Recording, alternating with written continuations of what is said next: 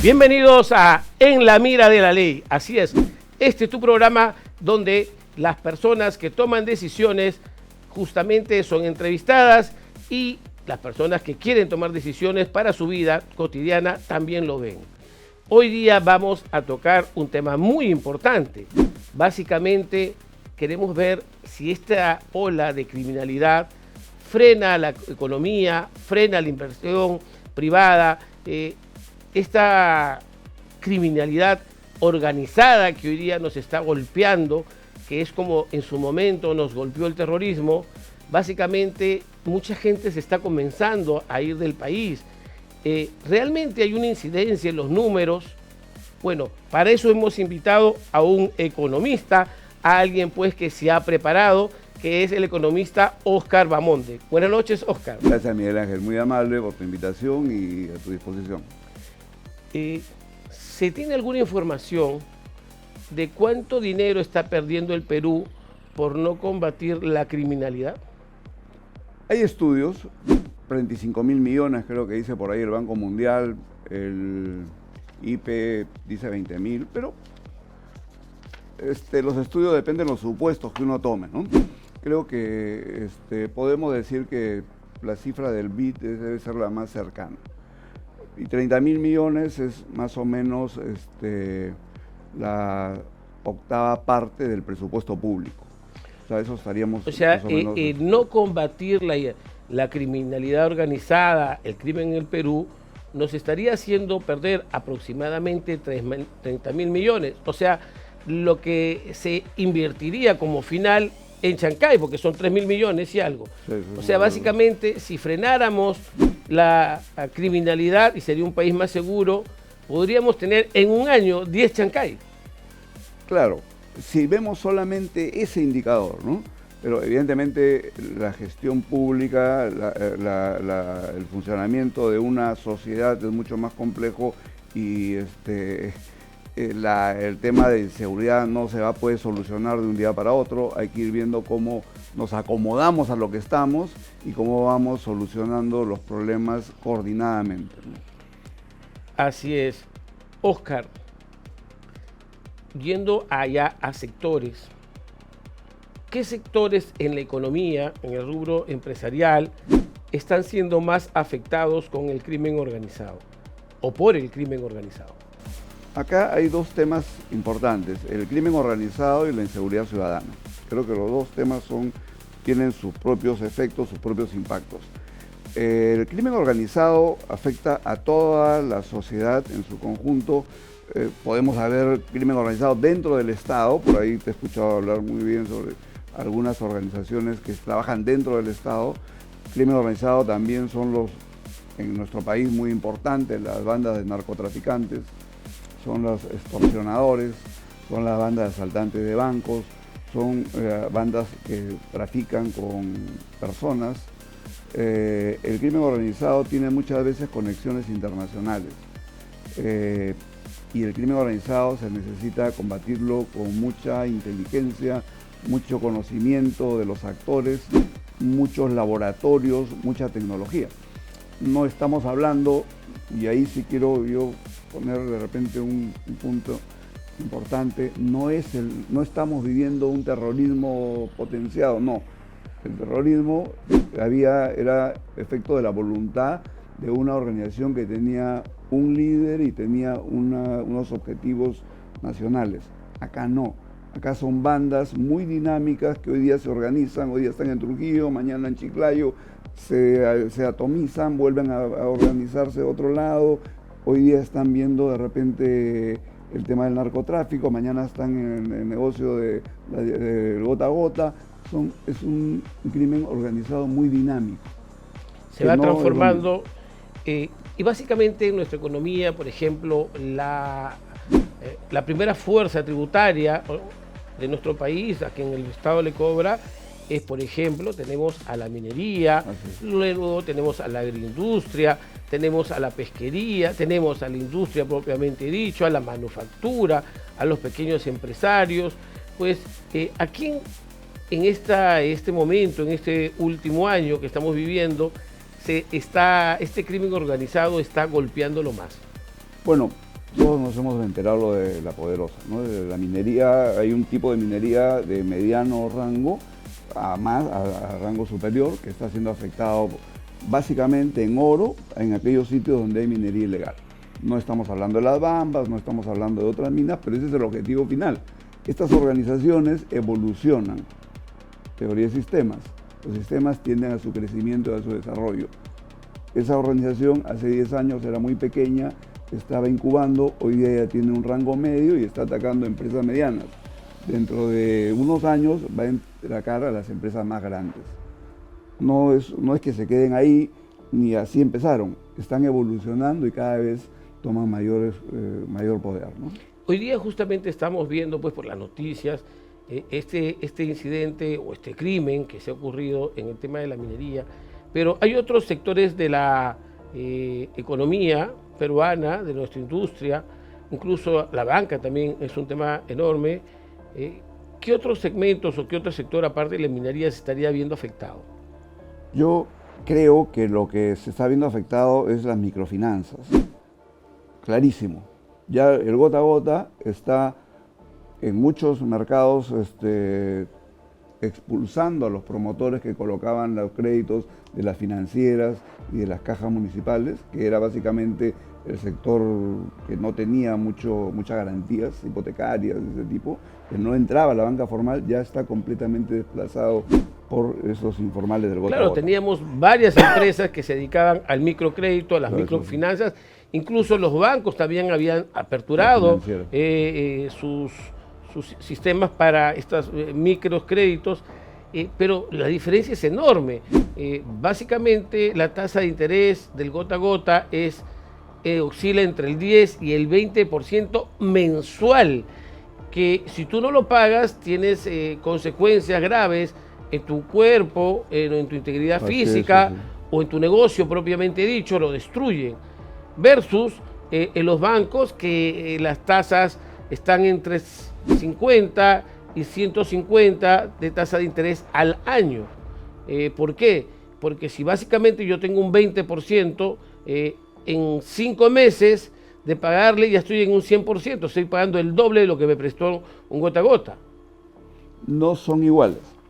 Yo diría ahí que es importante que veamos que el gota a gota es una organización más dinámica, es una organización más tecnológica, es una organización que puede hacer cosas que los bancos y las financieras no pueden hacer. ¿Cómo cuáles? ¿Qué es lo que puede hacer el gota a gota que una institución financiera o de microcrédito no hace? Por ejemplo, te da créditos tecnológicos usando a solo pedido, tú pides por tu teléfono e inmediatamente te están depositando. Así, sin darte, ellos tienen un control territorial, ellos tienen el mercado. Supongamos una zona en Lima, la domina una banda. Esa banda te da préstamos usando tecnologías y te da préstamos en media hora, ya tienes el dinero, si es que no es antes. Pero pongamos media hora, ya tienes el dinero. Ni un banco, ni un sistema crediticio formal puede llegar a ese nivel de, entre comillas, eficiencia en entregarte un crédito. No creas que todos los que se van al gota a gota se van porque no tienen otra posibilidad. No, son porque muchas veces el gota a gota es eficiente al sacarte de un apuro. Claro, lo que se tiene que ver normalmente, la gente ve los incentivos y desincentivos, y justamente pues, según lo que tú nos comentas, por la rapidez en que se gestiona este crédito, hay más incentivos para acceder al crédito gota a gota que a un crédito formal. Claro, y ahí las reglas, que son las instituciones que dominan las finanzas, están claras. Pagas o pagas. Entonces ahí, como detrás de todo está, oye, ojalá no falles conmigo porque tú me pagas o me pagas. Claro, entonces, porque en el sistema formal, si no pagas, es justamente lo que se compensa es la tasa de interés. Claro. Pero aquí ellos ese riesgo, a través de la fuerza, claro, de manera ilegal, lo disminuyen a casi nada. Claro. Pero detrás de todo está el control territorial. Esa banda que coloca el gota a gota también incursiona en el robo de vehículos, incursiona en el menudeo de la droga, es una organización criminal que tiene varias unidades de negocio. Una unidad de negocio o un brazo de este pulpo, ¿no? es el gota a gota, uno de sus brazos. Coloca dinero del narcotráfico. O sea, sus costos son bajísimos, está colocando dinero Claro, del sus costos son narcotráfico. bajísimos, pero su ganancia es enorme. Enorme, por eso entonces, ojo, pero ahí hay control territorial, que es su punto débil. Ellos tienen un control territorial y ahí es donde hay que atacarlos. No podemos permitir que exista control territorial de un grupo criminal. Y pueden ser muy eficientes colocando el dinero, pero nosotros tenemos cómo castigarlos a través de quitarles el control territorial y expulsarlos de un territorio. Desde el punto de vista ya de país, de Estado, ¿cómo se mide el crecimiento de la delincuencia en el PBI? Bueno, cada país es diferente y ahí creo que a veces queremos usar métodos o medidas de impacto de otros países. Creo que en el Perú no hay estudios que nos permitan certificar cuál es el impacto a nivel agregado. Y eso es parte de un problema serio. Nosotros no tenemos estudios, no tenemos investigación sobre la criminalidad. No tenemos cómo se gesta la criminalidad, cómo se desarrollan las organizaciones y cuál es el impacto. Es parte de ese problema. Y ahí yo quisiera darte un pequeño comentario. Queremos atacar a las organizaciones criminales sin haberlas estudiado. Nadie las está estudiando. Todos los que proponen soluciones es porque tienen cierta experiencia y bueno, está bien, todos hacemos lo que podemos. Pero ¿dónde está la evidencia que nos dice esto es lo que va a funcionar? ¿Cuál es la data que nos dice que eso va a funcionar? No tenemos. Es como si al señor Velarde en el Banco Central de Reserva le pidiéramos que administre nuestra moneda sin tener una base teórica. A ver, la data que nosotros hemos podido recoger es la del Banco Interamericano de Desarrollo, el BID, que indica pues que el Perú pierde aproximadamente el 3% del PBI anual, ¿no? Que esto representaría un aproximadamente de unos 24.000 millones. Y esto también lo indica pues, según Apoyo Consultoras, que las pérdidas económicas del Perú por la criminalidad vendrían a ser aproximadamente 20.000 millones anuales, que la otra data estaba en aproximadamente 30.000 millones. Entonces, entre 20.000 y 30.000 millones aproximadamente se pierde en el Perú, básicamente, de la inversión o del dinero pues, que se puede captar. Pero es importante lo que usted también dice. ¿Quién está investigando la naturaleza de estas organizaciones criminales? Porque para poder ganar una guerra tienes que investigar al oponente. ¿Se está realizando esta investigación? No, no tenemos. Tú eres abogado, pero sabes perfectamente la importancia de la doctrina jurídica. Sin doctrina no podemos hacer acciones legales. Acá es igual, estamos tratando de combatir a organizaciones criminales sin haber investigado y sin haber tener una doctrina de seguridad ciudadana. Entonces, estamos... ¿A qué institución del Estado le correspondería realizar esta investigación? A quien tiene la función de seguridad y orden interno, que es el Ministerio del Interior, básicamente. Yendo ya a buscar la solución de este problema, ya estamos identificando entonces que debería investigarse a el crimen organizado y sería pues la institución del Estado, el Ministerio del Interior, quien realice. Dentro de estos, ¿cuál sería el mecanismo que usted cree que debe utilizar el Ministerio del Interior para realizar este estudio? ¿Cómo lo materializo? Ya, yo diría ahí, Miguel Ángel, dos temas. Cuando uno tiene un problema grande, por lo general tiene que tomar acciones de emergencia. Tampoco vamos a esperar varios meses a que salga el estudio teórico para saber qué hacer. No, hay que tomar medidas de emergencia. Y ahí el Estado peruano tiene un grave problema porque sabemos que es ineficiente desde antes que aparezca la criminalidad. La reforma del Estado nunca se llegó a hacer, se detuvo en 1913. No tenemos políticas públicas eficientes. Podemos revisar las políticas peruanas, tenemos 72 políticas.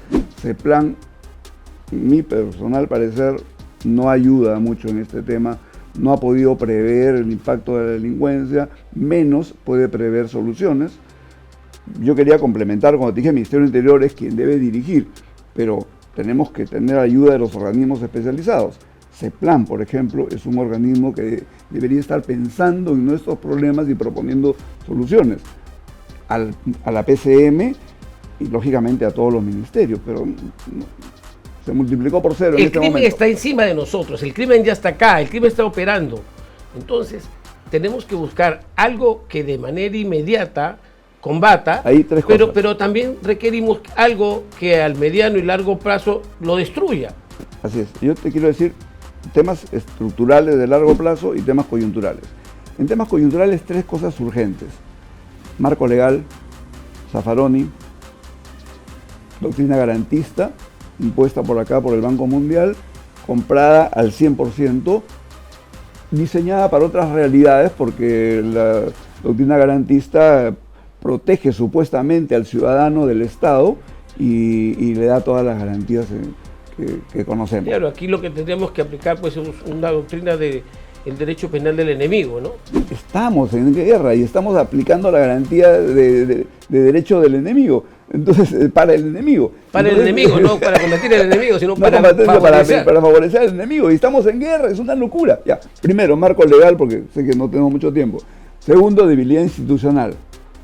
Hemos tenido el promedio de ministros desde la época de Vizcarra del Interior, 3.8 meses. O sea, entran y salen ministros del Interior. ¿Qué puede hacer pues, en 3, 4 meses un ministro? No puede hacer nada. No hace nada. Así dure un año no va a hacer nada. Hay que tomar las cosas en serio. Hay que tomar las cosas en serio. No podemos gestionar. Por eso digo debilidad institucional. Tu invitado anterior habló muy bien. Odebrecht nos destruyó institucionalmente. No nos hemos recuperado. Todavía estamos afectados por ese golpe de Odebrecht. El INPE es una coladera.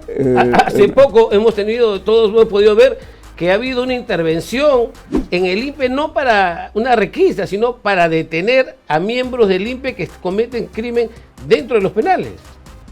Es cierto, el INPE es otro, no sé, sin un INPE reforzado no va, y por ahí quizás tenemos que empezar, no podemos combatir la criminalidad ni la inseguridad. Pero yo lo que todo ciudadano quiere, el otro día justo estaba en una reunión, en una institución privada, pero grande, y venían muchos a decir, sí, acaba de ocurrir esto, lo otro, que hay que reformar una ley, hay que reformar, y comenzaban a hacer aspavientos, y la pregunta es, ¿qué norma modifico? ¿Qué medida tomo? Nadie responde nada, todo el mundo habla como loro de un problema y no aportan ideas. Entonces, es que no se ha estudiado. Es que justamente lo que yo quisiera que se pueda llegar con los cerebros pensantes en cuál es la solución. Una persona que invitamos fue Benedicto Jiménez y él nos decía que el crimen se combate con inteligencia. ¿Cuál es el problema? En nuestro país, primero se captura, después se investiga, por eso tenemos fiscales, jueces liberando, porque no hay pruebas. Lo que decía Benedicto es, primero investigo, reúno medios probatorios y después recién detengo, cuando ya tengo todo, para que se vayan presos y nadie los pueda liberar. Entonces, para esto se requiere inteligencia, decía Benedicto, requiere inversión en inteligencia, personas que identifiquen los crímenes a las organizaciones criminales y justamente 1, 2, 3, 4 meses, los que sean necesarios, hagan la búsqueda y combatan y corten las cabezas. ¿Usted cree que esto es una salida, la inteligencia, o hay otras medidas, o de repente esta no es tan adecuada? Sí, yo respeto mucho al coronel Benedicto Jiménez, creo que todos tenemos un agradecimiento con él, pero también hay otros temas complementarios, ¿sabes? Por ejemplo, la realidad de la Policía Nacional. No tienen laboratorios de investigación, no tienen tecnologías. Revisan un celular en Trujillo, tiene que ese celular venir acá para que le hagan el peritaje y regresa 6 meses después a Trujillo con los resultados de ese peritaje. Cuando ya la banda se desarticuló y nunca se pudo. No hay laboratorio de criminalística. Pero esto justamente requiere inversión del Estado. ¿Quién tiene que invertir? El Ejecutivo. ¿Quién tiene que disponer para justamente la seguridad? Es el Estado en el presupuesto. ¿Y quién aprueba el presupuesto? El Congreso. Estamos haciendo algo al respecto porque si no fortalecemos a la policía, no le damos los recursos, no le damos el dinero adecuado, pues justamente veíamos que la mayoría de policías tenían pistolas y estas pistolas tienen pocos tiros. Y básicamente cuando se les preguntaba, esto nos decía otro especialista, se le preguntaba justamente a estos policías, ¿hace cuánto fue la última vez que disparó? Bueno, justamente el congresista nos decía, cuando ella preguntaba, decía, ha disparado hace 4 o 5 años. O sea, ¿qué podemos esperar de un policía que no esté entrenado, que no dispara, que no tiene presupuesto, que no tiene tecnología? ¿Qué podemos esperar? ¿Por qué, si la solución es tan simple, que el Ejecutivo presupueste justamente recursos para que el Ministerio del Interior pueda realizar, desplegar y fortalecer para combatir el crimen y tener mayor inversión? ¿Por qué no se hace? Es un tema de decisión, creo yo, gestión del Estado. Por eso decía, la reforma del Estado es imprescindible. El telón de fondo de todo esto es la reforma del Estado. No podemos combatir la criminalidad con un Estado burocrático, ineficiente, integrado por gente que no es profesional. Mira, el presupuesto público se ha triplicado 3 veces desde el año 2010. Triplicado, o sea, hemos crecido. Hemos crecido tremendamente, o sea, recursos tenemos a montones, pero la calidad del gasto es pésima. No tenemos calidad de gasto.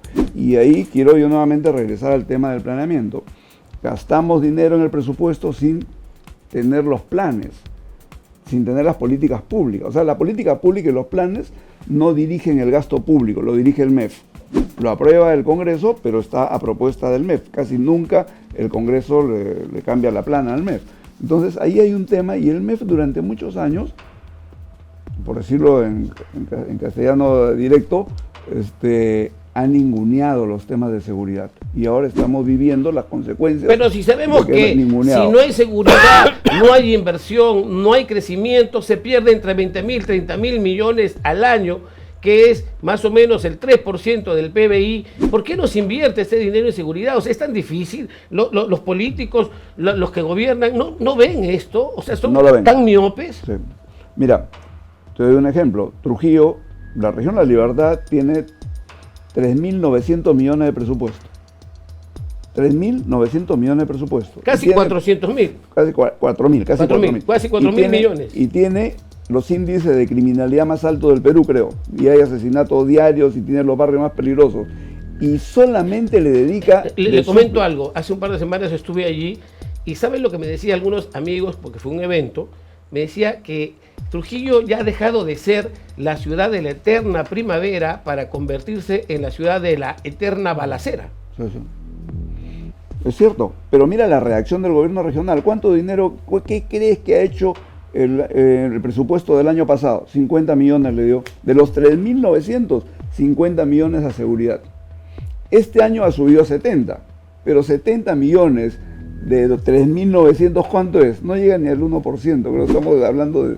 Entonces, las autoridades, no solamente el gobierno central, sino todas las autoridades consideran que la seguridad es un tema de la policía, y ahora están considerando que son de los militares porque vieron que la policía se rebasó. Pero es que son tan miopes, yo digo, son tan obtusos que no pueden entender que si no hay seguridad en un país, en un departamento, en una región, no se puede desarrollar la inversión adecuadamente. Y yo sería loco para traer mi inversión en un país donde hay inseguridad. Yo sería loco para colocarme en una ciudad altamente inestable, donde hay muchos delitos. Yo, para ponerme ahí, de verdad, estaría yendo a perder.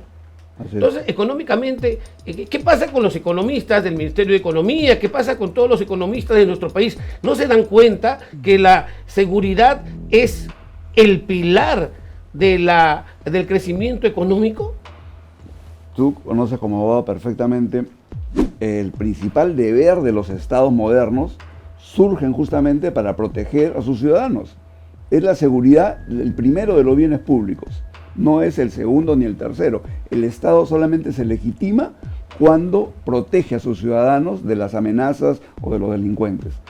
En este momento lo más peligroso, y yo quiero no dejar de decirlo, lo más peligroso es que el ciudadano está perdiendo la fe en el Estado. Y al perder la fe en el Estado, va a hacerle caso a los populismos más extremos. El ciudadano ya no cree que el Estado, que la policía sea capaz de proteger a su familia. Tampoco cree, seguramente, que las autoridades son capaces de protegerlo, porque ya está viendo lo que está pasando.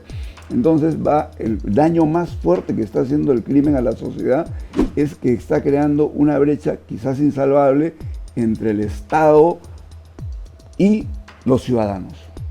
Las empresas están ahí tratando de sobrevivir en lo que puedan, comprando seguridad, que bueno, tienen algunos recursos. Pero ¿para qué necesidad? Tengo un Estado. Ahora vamos al punto, ¿ya? Siguiente. Si bien es cierto, nuestra economía, así no nos guste aceptarla, pero los economistas lo tienen claro, se sostiene con la minería, los productos los ingresos de los tributos de las empresas mineras. Nuestro país no deja de ser un país extractor y que vivimos de los pagos de la extracción. Pero del otro lado tenemos una gran base de empresarios, pequeños y medianos empresarios, emprendedores. ¿Está afectando la delincuencia a estos pequeños y medianos emprendedores? Básicamente a ellos. Como es un tema que la delincuencia crece, empieza a crecer de la parte baja de la pirámide. Está creciendo en los pequeños negocios, las bodegas, las farmacias, las compañías de transporte en las zonas periféricas, y poco a poco se va a ir organizando para llegar ya a la parte central. Ya aquí tenemos Avenida Arequipa, Javier Prado, dominada por las mafias. Tenemos ya los colegios, ahora es en la periferia, mañana será acá en el centro, porque las organizaciones crecen y se desarrollan. Eso es lo más trágico que no estamos viendo, que esto no es algo que esté afectando solamente a una parte de la sociedad, sino va a afectar a toda la sociedad.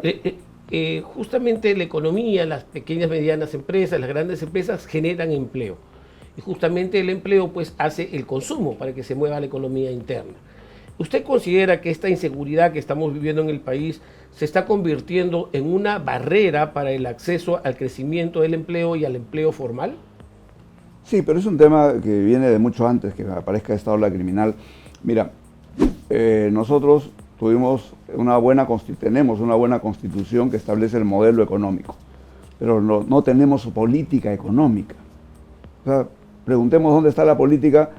No tenemos política económica, por lo tanto no tenemos objetivos dirigidos a solucionar los problemas económicos.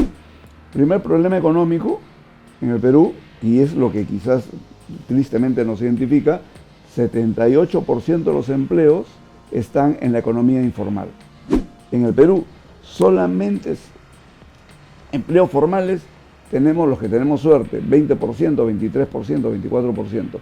El resto es real, tiene que salir a trabajar todos los días porque están en la economía informal, sin protección de las leyes, sin pensiones, sin ingresos asegurados. Así es, justamente el informe de la Defensoría del Pueblo 006-2023 indica, pues, ojo, 2023, ahorita estamos 2025, esto debe haber crecido.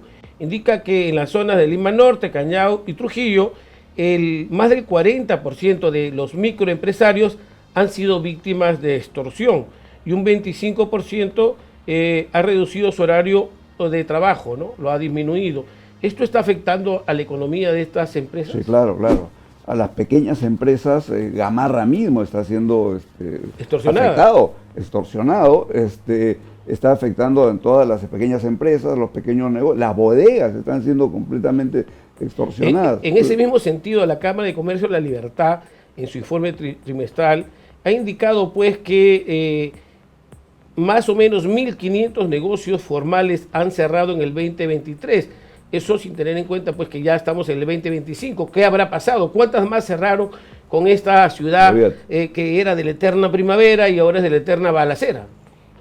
Es cierto, y ahí lo que estamos haciendo es va a crecer el empleo informal, cuando no el empleo ya en las bandas delictivas. Los muchachos van a pensar que no tienen futuro y que más futuro les puede ofrecer una banda delincuente, lamentablemente. En ese mismo camino, INEI nos indica pues que en el año 2022 las empresas han tenido que destinar 2.800 millones al año para seguridad del privado. O sea que el Estado ya no cubre seguridad. Que era la seguridad, volvemos, es una función principal del Estado, no está cumpliendo. Las empresas tienen que comprar seguridad. Y ahora no solamente las empresas grandes, sino las pequeñas. Y ahora pues hasta los ciudadanos por tener una casa de 2 o 3 pisos se están extorsionando. Claro. Sí, y mira, hablemos cómo aterrizamos el concepto de seguridad dentro del Estado en el presupuesto. En el presupuesto público está 16.000 millones este año para el Ministerio del Interior. En 10 años se le ha duplicado el monto, es cierto. ¿Pero qué porcentaje es de todo? Pero eso es solamente el 9% del presupuesto público. O sea, en seguridad, que es el principal bien público que el Estado debe brindarnos, solamente estamos invirtiendo el 9%.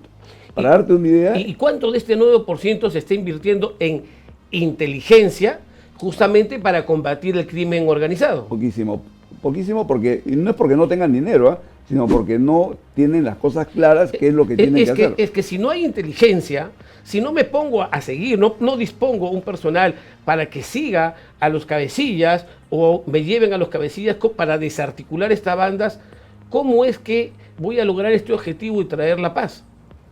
Imposible.